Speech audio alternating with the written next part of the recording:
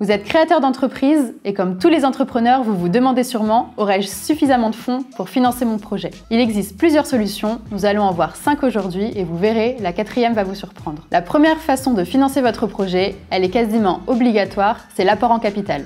Il va être fait par tous les associés et c'est ce qui va déterminer le pourcentage de participation de chacun dans la société. Cet apport en capital, il va être bloqué dans la société tout au long de la vie de la société. Vous pourrez vous servir de la trésorerie pour les projets, mais vous ne pourrez pas récupérer les fonds à titre personnel. La deuxième façon de financer votre entreprise, ça va être l'apport en compte courant. C'est très simple, c'est les associés qui vont porter une somme sur le compte bancaire de l'entreprise. Et cette fois-ci, ils pourront la retirer dès que la société générera suffisamment de trésorerie. La troisième façon, ça va être le prêt bancaire.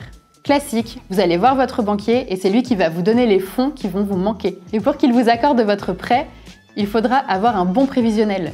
D'où l'intérêt d'aller voir votre comptable et de bien le travailler avec lui. La 4e façon, elle est plus surprenante et on n'y pense pas toujours, il s'agit du financement participatif. Il y a 2 manières de financer son projet de cette façon-là.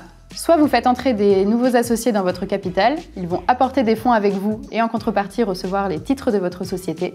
Soit vous effectuez des préventes sur des plateformes dédiées. 5e et dernier point, un peu plus spécifique, il s'agit de toutes les aides à la création qui peuvent exister. Alors on ne va pas toutes les énumérer aujourd'hui, votre expert comptable sera là pour répondre à vos questions.